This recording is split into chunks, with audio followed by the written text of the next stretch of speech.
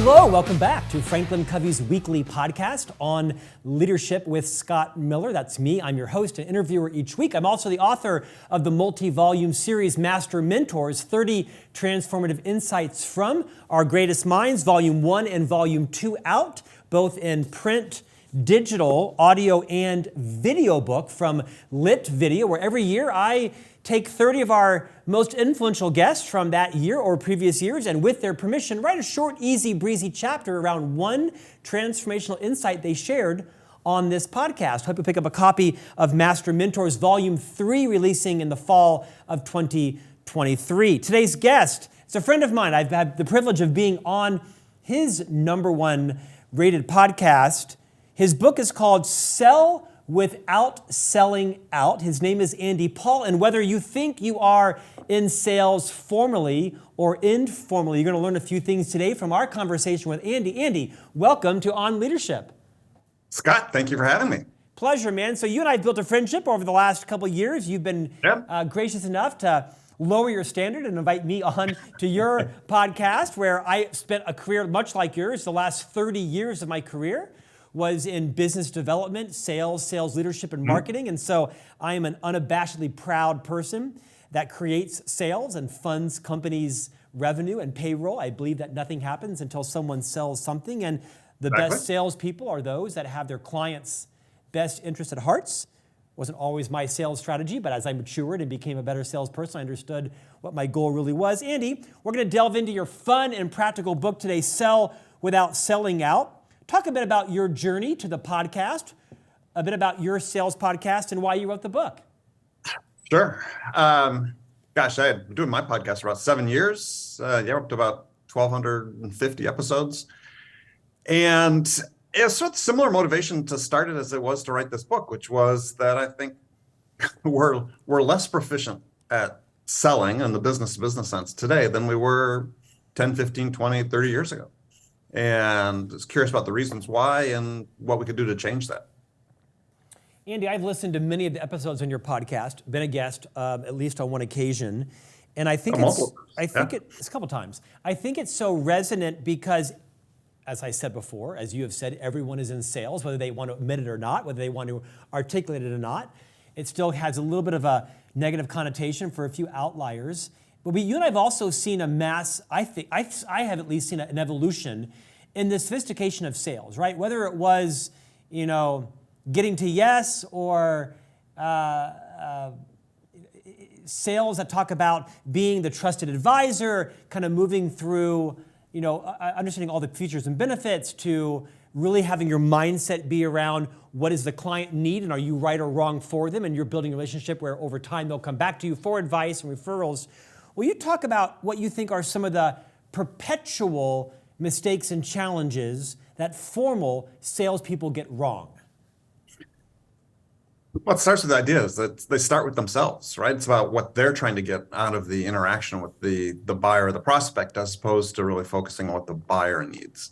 And I believe this has become worse over the last several decades, if you will, with really quite some of the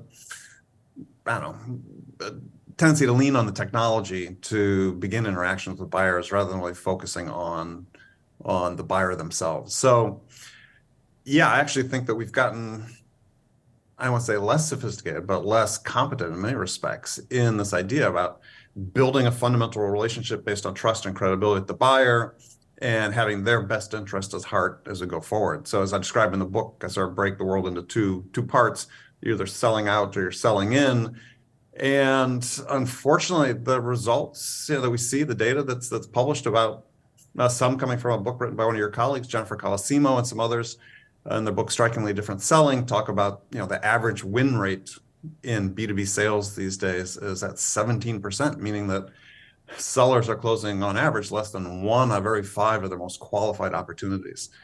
And I think that's really problematic, but something we can change. Andy, I want to push on you because it seems counterintuitive to me. I can't imagine that there is a salesperson left in the world that doesn't fundamentally understand now it's all about your customer. Yes, you have a quarterly pressure to meet your quarterly goal or you're going to get canned. Yes, you've got to meet your quarters and sell the right mix, or you won't find yourself in Maui at President's Club. All those pressures exist, and you've got to balance those. But it just strikes me as incomprehensible that a person who is a seasoned salesperson or even entering sales wouldn't realize that it's all relationship-based and that your paradigm, your mindset has to be consumed with the success of your client. What does your client need, and how best do you get them there, even if it means you lose the sale because you want that person to come back to you as a trusted advisor? Perhaps I'm naive. Prove me wrong. Well, again, let's start with the data that came from the book written by your colleagues. Yeah, they did this research, 5,500 companies, surveyed multiple industry segments, average win rates, I said 17%. The win rate is the buyer's ultimate referendum on their experience working with the seller. So if sellers at the point where, on average, as I said, they're losing 80% of the opportunities they're working on, when they do win, what that's saying is the buyer is making the decision to buy from them in spite of them, not because of them. And to your point about the relationships, there's this growing segment of sales, quote unquote, experts out there that are actively trying to minimize, or in the minds of people that follow them, is trying to minimize the importance of the relationship with the buyer. Saying, no, it's, people these days, they're just too busy. They want to be purely transactional. They don't care about the relationship, which I think they're completely wrong. And the data, I believe, proves them to be wrong. But this is actually, a pretty sizable population within the sales world, especially in the tech space, that's saying, no, this is, we're much more transactional. We've got these processes, very well-defined processes. And if we just follow the process, the buyer will follow. And it's not happening.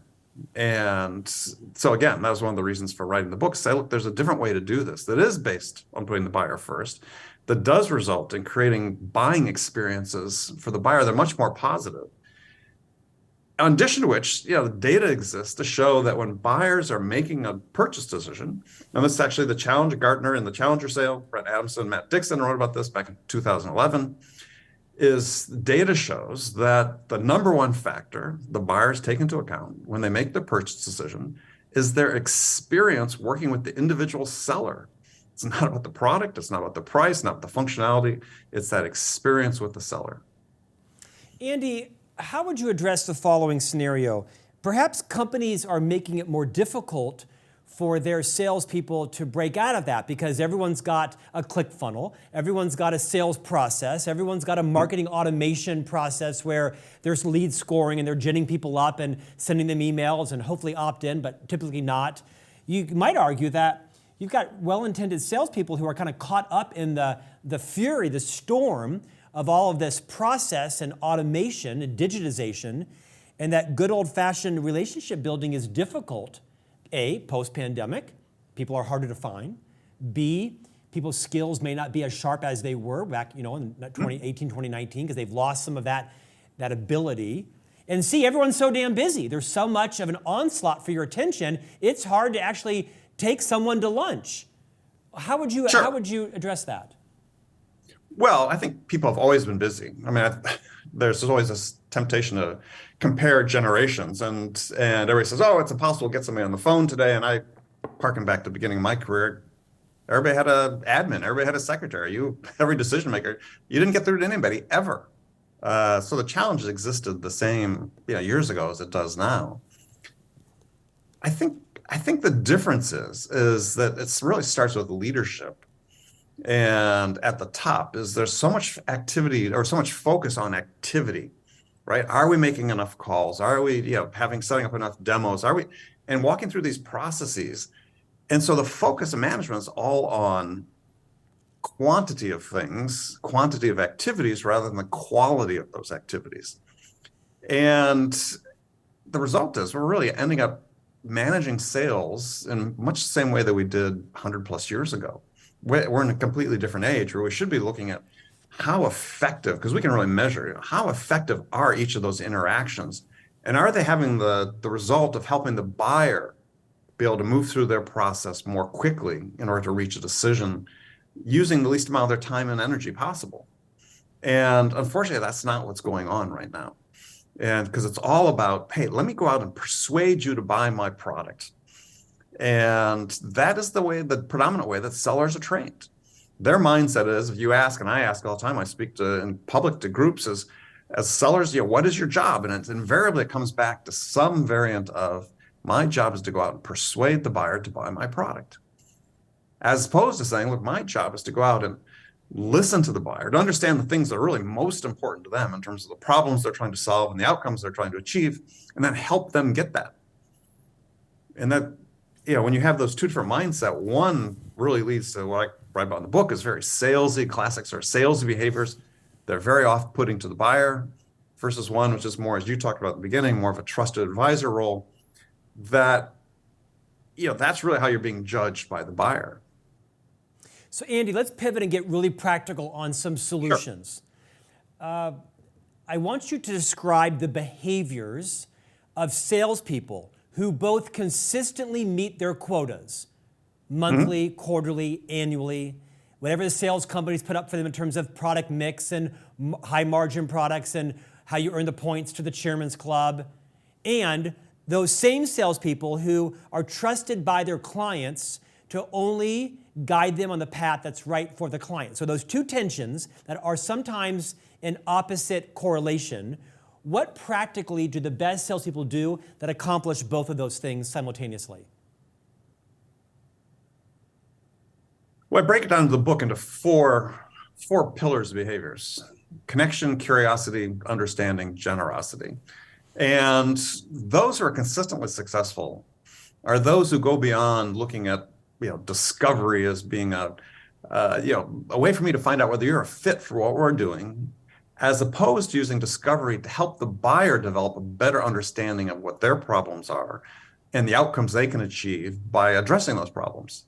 And this starts right at the beginning, right? If you think you're, there can be top achievers that hit numbers, but they're sort of numbers driven, not really as buyer centric.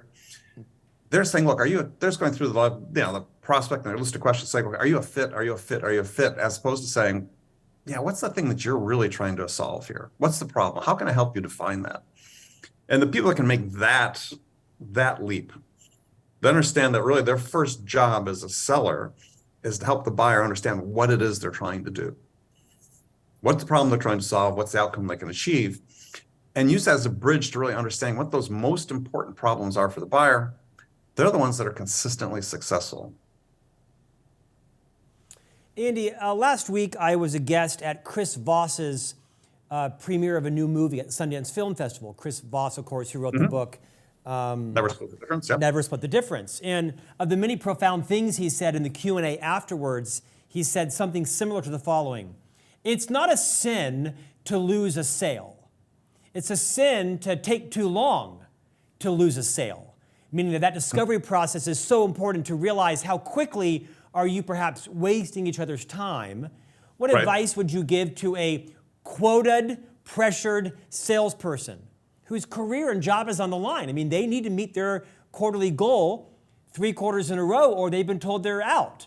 They're commission based and their draw is small, and they got to feed their family. So they're tempted to close sales that may not always be the right sale, not necessarily unethical or immoral or certainly not illegal. Not every sale has always been the right sale. What advice would you give to someone that's a pressured, quoted salesperson that needs to know how do they not take too long to lose the sale, but at the same time take enough time to develop the relationship and the rapport to truly understand what the client needs to accomplish? Well, but that is the tension, right? Yeah. And so when you say not too long, how are you measuring that? In duration or in a quantity of time? And I think this sort of points to a fundamental issue that exists in sales, is that so many things are measured in duration, but the real effect for a seller is how much of your selling time you're spending, because that's your resource as a seller. You have a finite amount of time. And this gets back to the idea I read about in the book is how do you become more effective in the time that you have? And so that is straying away from the scripted questions that don't really drive you to this outcome of really understanding, again, the things that are driving a buyer to make a decision. so much is written these days, like about, loss aversion and, in the midst of recession, buyers being motivated by that. I really don't think that's the case. There's something that people want to achieve. And my experience has been over 40 plus years of sales and selling things from, $100,000 computer systems to $100 million satellite communication systems, is every buyer has that one thing. And that's your job as a seller, is to say, look, how do I build the level of trust that enables me to ask the questions that the buyer will then answer? Questions that other people may ask, but they don't have that level of trust and credibility, they're not going to get the answer to those questions. So that's why you have to invest on the front end to say, look, I can be completely clear with the buyer about my motivations are working with them, build my credibility and trust with them, and then they're going to give me permission to sort of stick my nose in their business, and they're going to reveal answers to me they're not going to provide to somebody else. If you want to start accelerating or shortening the amount of time you're actually spending with someone, you have to lead in that direction, as opposed to doing the superficial sort of survey-based question asking that most discovery is these days for sellers. This is how they're trained, right? They're just looking for fit as opposed to looking for the problems the buyer is really trying to solve. You use the word salesy with some frequency in the book to describe, Yes. certain types of behaviors. Would you flip the script for a moment and take on the persona of a buyer? What do buyers not want most emphatically in a sales meeting or a sales call? What do they not want to happen? They don't want somebody to try to just persuade them to buy the product. Right? They want somebody to be really sincerely interested in them. And again, the things that are most important to them. And when sellers adopt a sort of pitchy, persuasion-based approach to sales, buyers put their defenses up. I mean, they're saying like, I mentioned the book, I referenced a book written by a fellow named Jonah Berger out of the University of Pennsylvania. He had written and said, look, 100% of people in the world, is universal, naturally resist being persuaded. And yet that is one of the fundamental, quote unquote, skills, supposed sales skills, that we attempt to train sellers in these days. And it's sort of ironic we do that because 100% of the people in the world resist wanting to be persuaded. I feel like there's a little bit of a sea of confusion in the sales world because as of late, I have heard that one of the biggest pet peeves of a buyer is don't walk in and ask me what keeps me up at night. Like, do not ask me that question. That was a decade ago. What are my pain points? What's that? What are my pain points? Yes, don't ask that. Don't ask me that. You should have researched all of that. You should be intimate about our 10Q and our 10K and our end report, and everything you need to know is available out there in terms of what we're trying to do. You should have your meeting be very succinct. Do not walk me through your 20-point PowerPoint deck, tell me all about yourself. But don't do that. At the same time, don't try to persuade me to buy. Just do discovery, kind of open-ended, clean sheet, white paper consulting type thing. Can you give us the final point on what should salespeople be doing in the midst of lots of different conflicting advice? Right. Here's the mindset to have is, and unfortunately we've sort of train sellers to believe that buyers, and there's been all sorts of little data points about this, that buyers are 70% of their way through their buying process before they interact with sellers. Because of the online discovery, because of referrals, things like that, right? Yeah, and I think that's just completely untrue. Yes, they've done certain things, but they haven't made up 70% of their mind. In fact, I would argue it's the opposite, is that for the most part, buyers are looking for sellers to help them understand better the problems they do have, to use their experience with other customers to help them provide some context to the struggles they might have, and then also to help them define what potential outcomes could be by addressing those problems. So if you truly believe as a seller, you're going to talk to your buyer and they're 70% of the way through their decision-making process by the time they interact with you for the first time, what that means is that some other seller was in there laying out the vision of what success would look like and helping them define that problem. So you have to go in with the mindset that the buyer does not completely understand the full context of the challenges they have. They do not understand fully the outcomes they can achieve by addressing them. And that is your primary role at the beginning of a sales interaction or sales conversation, is to help the buyer define that. Let's talk about RFPs. Sure. Maybe better called RIPs, because I have chased a lot of RFPs in my day, and I've swung my pendulum always, right? I mean, massive resources, convinced we've got a shot, only to learn the last 5 were already just validation for the person who already picked their favorite person. They just needed all that research done on your back, your expense, your flight, all of that. Right. Back to where I see that it seems like maybe RFPs are a little more legitimate, and they're a little more transparent, and they're not out just to validate the pet project or the pet vendor. Are there any specific insights that you could remind sales leaders of, how to know when an RFP is a legitimate opportunity for you to win the business? Are there questions? Are there intuitions? Talk about RFPs. Well, for me, it's always been, can I see the sort of hidden hand of another vendor in there? Meaning is based on the specification that exists within the RFP, or maybe within the details of the compliance matrices they might have, has someone else set the vision, some other vendor set the vision for what the buyer is trying to accomplish.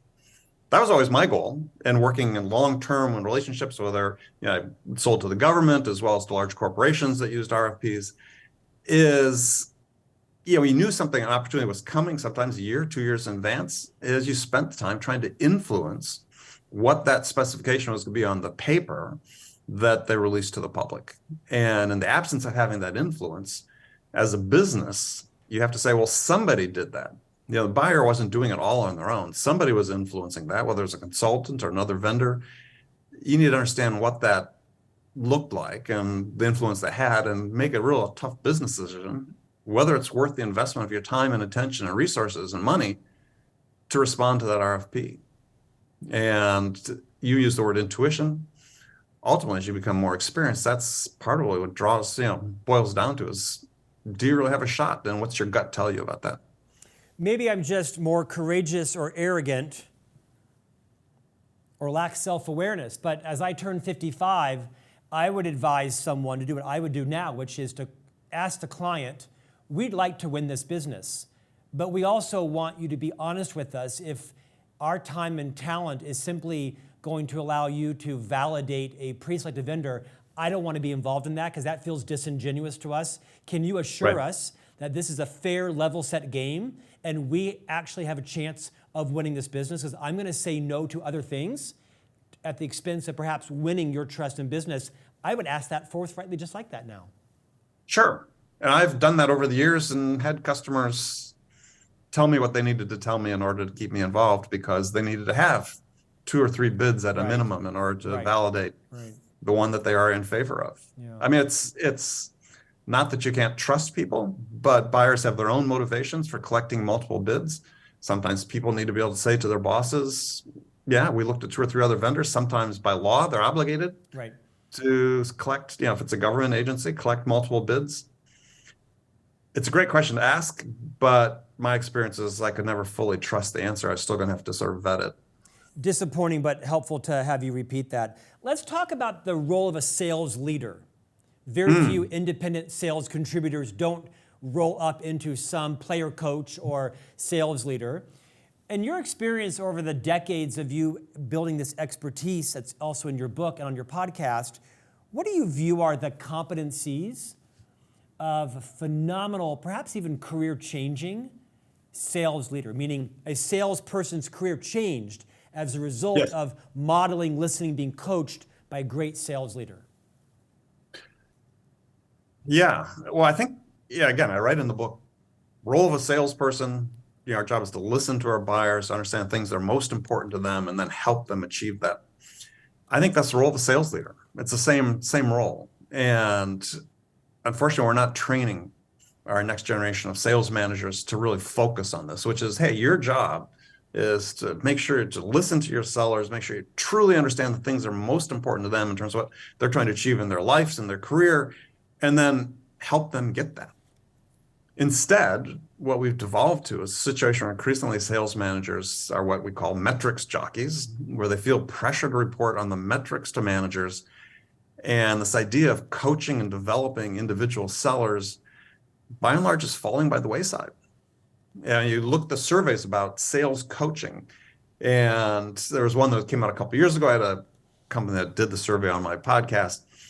And the paraphrasing, the sort of net result of the survey was, 80% of coaches or sales managers said that they devote, 1 hour a week to each seller coaching, and survey of the sellers, 80% of them said they get no coaching whatsoever. So there's a huge perceptual gap that exists between what the sellers think they need and what they're getting from their managers versus what the managers think they're providing.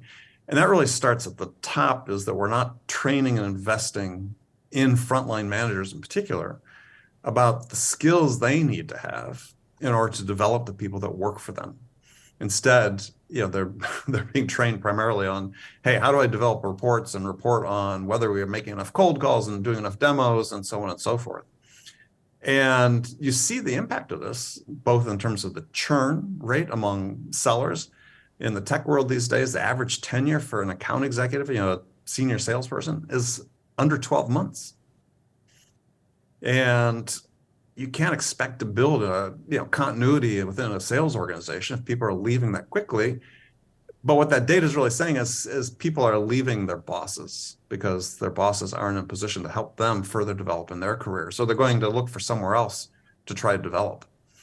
So I think that companies, I like to use this in the example on my podcast, say, look, if we're spending, multiple billions of dollars, I think numbers about $15 billion a year on sales training in the United States, and we're spending approximately, 95% of that amount on training individual sellers. What if we flipped that? What if we spent 90% of that 15 billion on training managers up and down the management chain, how to manage sellers, how to develop sellers, how to coach improved performance? I think we would have a much better return on that dollar than spending all that money training individual salespeople. I can assure you there's a lot of CEOs listening to this podcast now pondering that question. To answer the question, I was both a sales contributor and a sales leader, about a decade each in my career. And one of the things I liked to do when I was on a call, like a client visit, prospecting visit with a salesperson reported to me, I liked to, after that meeting, go back to the car or go to a restaurant and debrief it. And I would always lead out. I would always talk about the things that I had done wrong in the meeting. Oh my gosh, I said that, or I should have asked this, or I meant to do this, but it came out that way. And it wasn't me trying to have my own confessional, but I wanted to lower the barrier of concern, because not every sales leader is the best salesperson. I know a lot of great sales leaders that, quite frankly, got there through other routes than being the number one salesperson, or vice versa. And not every salesperson has the relationship or the empathy or the self-awareness or the charm or the charisma or the skills to model what's right for you. But I do think there's value in vulnerability. And as the sales leader saying, here's all the things I think I could have done better. How about you? It's rare that a salesperson would tell their boss what they did wrong. But I do think it sets the condition for the salesperson to also acknowledge what they did well, what they could have done better, and have a conversation there. Because I found that 30-minute debrief after the meeting with the client was so helpful to talk about what could we both have done differently? What will we do differently at the next meeting? And that incremental process and the trust between the sales leader and the salesperson, not rushing in to save the day, not taking it over just to close the deal.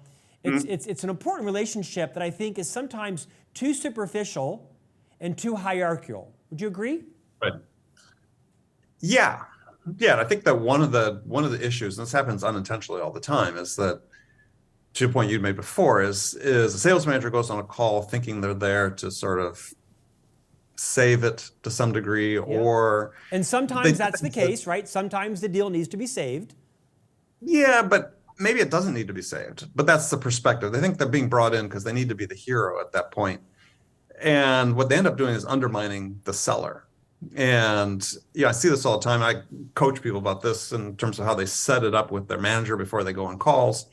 You have this rule of thumb and I used to develop this throughout my own experience by having managers come with me on calls and CEOs come with me on calls, is the number of times you ask a buyer to repeat their story, your odds of winning the deal are sort of in inverse proportion to the number of times you ask a buyer to tell you their story.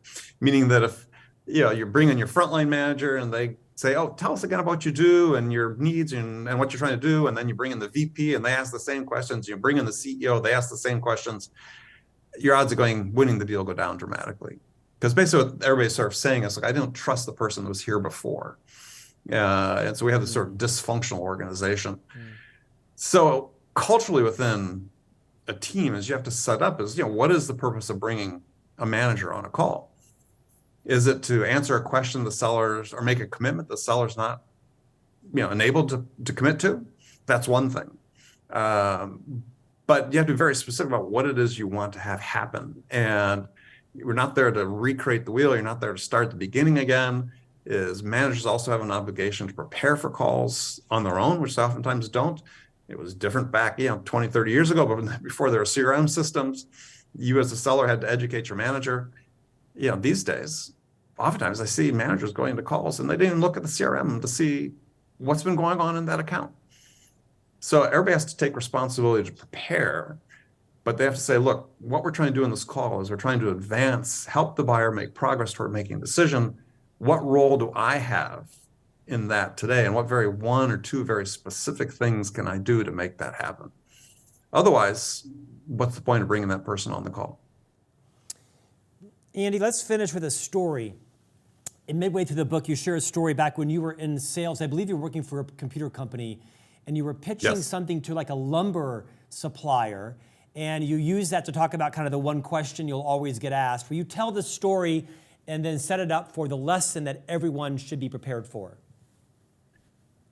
Well, yes. So actually, yes, to a home builder. And I cold called a CEO of a large home builder in the San Francisco Bay Area, and not expecting to, it's one of those calls you make and not expecting the CEO to be there and kind of hoping on one hand he's not going to be there. Yeah.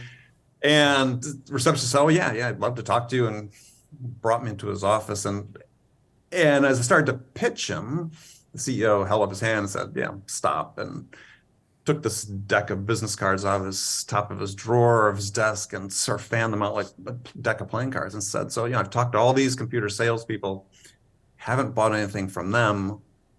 Why should I buy from you? And for me, this was a story in the book. The point is that he was talking about, why should I buy from me personally, right? It wasn't about the company. It wasn't about the product. It's about, why should he buy from me? And it's such an eye-opening thing as a young seller to understand that, this is the key relationship, and it is about me. And I was had the ability to become the differentiator in the mind of the buyer between myself and the competition. That it wasn't about products, it was about this relationship, it was about the trust and the credibility I built and the level of understanding I developed about the problems and how I could help them. And this is still the case today. There's a company out of Australia, a company called Trinity Perspectives. CEO is a friend of mine, and they do win-loss analysis for enterprises around the world. And they summarize their findings of hundreds, if not thousands, of interviews they've done over the past dozen years about why you win big deals and why you lose big deals. And so there are 9 reasons why you win big deals and 9 reasons why you lose big deals. And out of those 18 reasons, not one had to do with the product or the price or the functionality. They all had to do with this experience with the individual seller in helping the buyer navigate their buying process. And that was really powerful to see that, because that just reinforced what certainly had been my experience and what I've been advocating over the years, is that despite all the technology and automation coming into sales, at the end of the day, the key point of differentiation is still you, the seller, the human. And personally, I don't believe that's going to diminish. I think that's going to increase in importance as we become more automated. So let's end with that, because that's a great setup. Speak to every sales vice president, every general manager, every district manager, every sales leader. Therefore, what? They should be hiring and training what exact skills in their sales force. Is it listening skills? Is it empathy? Is it the ability to bring your authentic self but be chameleon enough to where the other person likes you? Is it to demonstrate trust? Is it to under-promise and over-deliver? What exactly should salespeople's sales leaders Right. be training in their staff? Let me, take a step back and just sort of create this dichotomy. You think about what we do is we train sellers today in sort of things they know, right? Product, the customer, your process, your methodology. But the data that just talked about, is showing that when buyers make a decision to buy, they buy not what you know, they buy who you are. To your point, Jose, your empathy, your ability to connect, your ability to deploy your curiosity, your ability to make the buyer feel heard and understood, which I can tell is one of the biggest sources of value you as a seller can provide to a buyer. It's these human attributes. Jeff Colvin, in his book, Humans Are Underrated, wrote about this. He wrote the disruption of technology and automation over the years on employment. And then his sort of summary was, looking forward in the 21st century with the impact of AI and machine learning on employment, on jobs, said those people who are able to become top achievers are those people who will learn how to become more intensely human. They can provide the experiences that the machines just aren't capable of providing and won't be. This is the gap between the machines and the humans. The technology is amazing and it's going to help us to a certain degree. But at the end of the day, when you're having that conversation, it's but you with talking with another human being, you have the ability to be the difference. And it is these human skills, you said, the empathy, the connection, the credibility, the trust, the ability to synthesize information and have a creative response to that in terms of the type of questions you ask, reaching this level of understanding, and then how you help the buyer use their time and provide value to them to enable them to make the decision. Those are distinctly human skills that we don't train generally in sales because we focus on sort of this conventional way of doing things. And at the end of the day, the humans will make the difference. And I think, again, as we get more automation into it and buyers do more self-service, is the machine experience, they're all going to be the same, right? Whether I'm talking to your bot or your AI system versus another. And this is what the shortcoming becomes. And there's been research about this in the medical field that has deployed AI-based decision assist systems for a long time, is there becomes a sort of curve where the patients stop trusting the AI system quite as much. And the reason being is that the machine can't acknowledge how unique that individual situation is, because we all think our own situation is unique. And this has certainly been the case I've experienced in sales over the years, selling into a specific industry. Yes, the companies I'm talking to, their needs are all pretty similar, but in their minds, their situation is unique from everybody else's. And it's your ability as a human to be able to ask the questions to help surface why they think that's unique and help them feel understood in that regard. That's always going to set you apart. Andy, I think you actually said it right. I think it is you versus. I think it's you versus yourself is what it is. Andy Paul, You're the author of the book Sell Without Selling Out, host of a great podcast. Check him out, follow him. Thanks for joining us today on this podcast. Scott, thank you for having me. And we'll see you back here next week for a new conversation on leadership.